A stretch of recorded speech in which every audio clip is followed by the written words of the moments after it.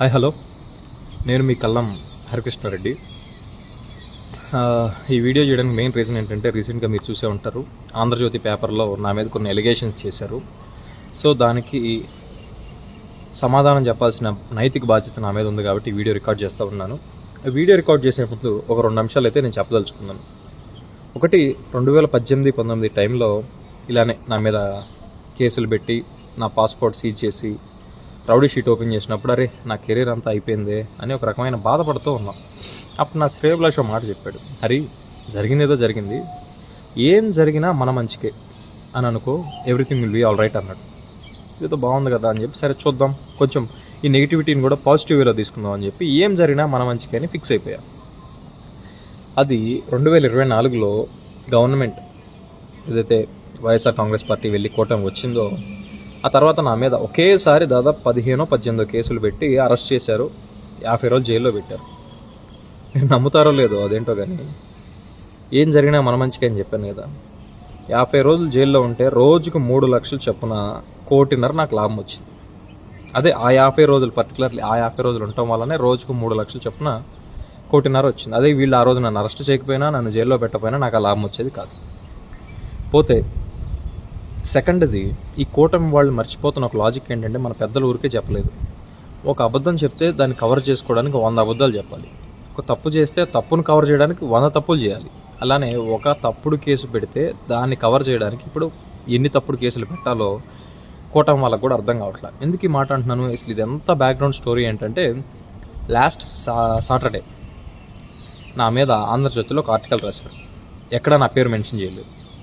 PG పరీక్షలో YCP నేత అక్రమాలు, తనకు బదులుగా వేరే వాళ్ళతో పరీక్ష రాయించిన రౌడీ షీటర్, పరీక్ష సమయంలో వైసీపీ నాయకుడు అంబటి రాంబాబుతో మీడియా ముందుకు అని చెప్పి రాసి ఎక్కడా నా పేరు రాయలేదు. కట్ చేస్తే తర్వాత రోజు ఆదివారం, మరి మిగిలిన రోజుల్లో యూనివర్సిటీలు పనిచేస్తాయో లేదో నాకు తెలీదు, ఆదివారం నాకు వాట్సాప్లో ఒక షోకాజ్ నోటీస్ వచ్చింది. శనివారం మీ గురించి పేపర్లో వచ్చింది, మీ ఎగ్జామ్స్ రిజల్ట్స్ గురించి, అందుకే మీ ఎగ్జామ్ రిజల్ట్స్ ఆపేశాము, మీరు వారం రోజుల్లో మాకు ఎక్స్ప్లెనేషన్ ఇవ్వండి అని చెప్పి ఆ షోకాజ్ నోటీస్ సారాంశం. సరే ఫైన్, నేను నెక్స్ట్ రోజు వెళ్ళాను. సార్ నా ఎగ్జామ్ 9 to 12, ఇక్కడ కూడా మీకు స్క్రీన్ మీద వేస్తున్నా చూడండి, 9 to 12 నా ఎగ్జామ్ అండి. నేను ప్రెస్ మీట్లో పాల్గొంది సాయంత్రం 4 గంటలకి. సో పొద్దున 9 to 12 ఎగ్జామ్ రాసి సాయంత్రం 4 గంటలకి ప్రెస్ మీట్లో పాల్గొనకూడదని ఎక్కడా లేదు. అది పెద్ద దూరమో కాదు. నా ఎగ్జామ్ సెంటర్ నుంచి నేను ప్రెస్ మీట్లో పాల్గొన్న అంబటి రాంబాబు గారు హార్డ్లీ 4 కిలోమీటర్లు. నాకున్న టైం 4 గంటలు. ఈ 4 గంటల్లో నేను వాస్తవంగా భోజనం చేసి 1 గంట నిద్రపోయి కూడా వెళ్ళొచ్చు, అంత దూరం కూడా కాదు అని ఎక్స్ప్లెనేషన్ ఇస్తే వాళ్ళు ఏమన్నారంటే, సరే నీ హ్యాండ్ రైటింగ్ రాసివ్వు, మ్యాచ్ అవుతుందో లేదో చూస్తామన్నారు. ఫైన్, నో వరీస్ అని చెప్పేసి నేను రాసి ఇచ్చేసాను. యాక్చువల్లీ ఈ స్టోరీ అంతా ఏంటంటే, మీకు గుర్తుండే ఉండిద్ది, జనవరి 31వ తేదీన అంబటి రాంబాబు గారు గుడికి వెళ్ళి పూజ చేసుకుని వస్తుంటే రిటర్న్లో ఆయన కారు మీద కొంతమంది టీడీపీ వాళ్ళు దాడి చేయడం, ఆయన ఆవేశంలో చంద్రబాబు నాయుడు గారిని ఒక మాట అనటం, ఆ తర్వాత ఆయన వల్ల ప్రెస్ మీట్ పెట్టి నేను ఇలా మాట్లాడకుండా ఉండాల్సిందనటం, వారి ఇంటి మీద దాడి చేయటం, వారిని అరెస్ట్ చేయటం, ఇవన్నీ మీకు తెలిసినవి.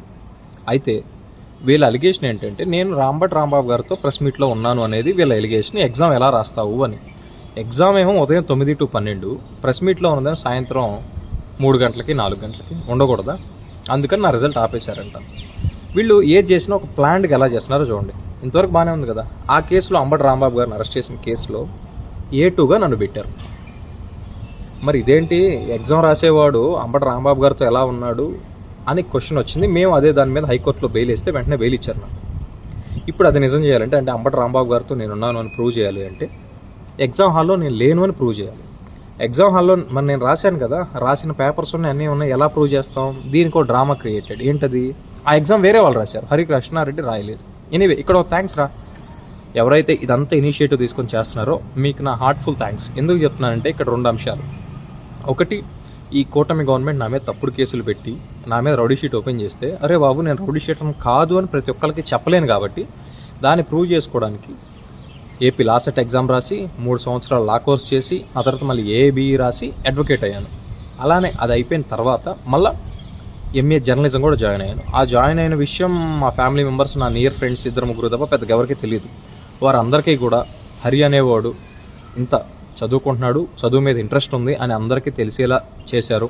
దానికి first of all thank you. అలానే రెండో విషయం, హరి అనేవాడు ఎగ్జామ్ రాయకుండా పోయి వైఎస్ఆర్సీపీ కార్యక్రమంలో పాల్గొన్నాడు అని రాస్తున్నారు అని రాశారు.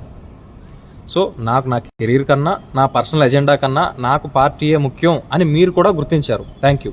కాకపోతే ఆ రోజు ఏంటంటే గుడి ప్రోగ్రామే కాబట్టి నేను వెళ్ళలేదు. గుడి ప్రోగ్రామ్ కాకుండా వేరే ఏదైనా ధర్నానో ఇంపార్టెంట్ కార్యక్రమం అయ్యుంటే ఖచ్చితంగా మళ్ళీ సప్లీ రాసుకుందాంలే అని ఖచ్చితంగా ఆ రోజు వెళ్ళేవాడిని. కానీ ఆ రోజు ఎగ్జామ్ నేనే రాశాను, ఆ ఎక్స్ప్లెనేషన్ కూడా రాసి ఇచ్చేసాను. ఇవ్వడమే కాదు, వాళ్ళని వెరిఫై చేసుకోమని హ్యాండ్ రైటింగ్ కూడా రాసి ఇచ్చేసాను. సో వాళ్ళకే వదిలేశాను. వాళ్ళు రిజల్ట్ ఇస్తారేమో దాంతో కూడా కలిపి వీడియో చేద్దాం అనుకున్నా. మరి 5 రోజులైనా ఇంకా రిజల్ట్ ఇవ్వలేదు. వాళ్ళు రిజల్ట్ ఇస్తారని చూస్తున్నాను. ఇవ్వకపోతే కోర్టుకైనా వెళ్తాను. వాళ్ళు ఎంత దూరం వెళ్తే వాళ్ళకన్నా ఒక మెట్టు ఎక్స్ట్రా వెళ్ళి ఫైట్ చేయడానికి నేను రెడీగా ఉన్నాను. ఎనీవే, నా క్యారెక్టర్ అసాసినేషన్ చేసిన, ఇలాంటి చిన్న చిన్న రాళ్ళు వేసిన, వీటన్నిటికీ బెదిరి అదిరి భయపడి జగన్మోహన్ రెడ్డి గారి వెంట నడవటమో, వైఎస్ఆర్సీపీ జెండా పట్టుకోవడం ఆగిపోవడమో చేస్తాను అని అనుకోవడం మీ అవివేకం. ఎన్ని చేసినా ఇంకా నాలో కసి పెరుగుతూ ఉంటుంది. మా పార్టీ కోసం ఇంకా ఎక్కువ పనిచేస్తూ ఉంటాను. ఇది ఒక్కటే గుర్తుపెట్టుకోండి. కట్టె కాలే వరకు జై జగన్, ఇదొక్కటే నా నినాదం. Thank you.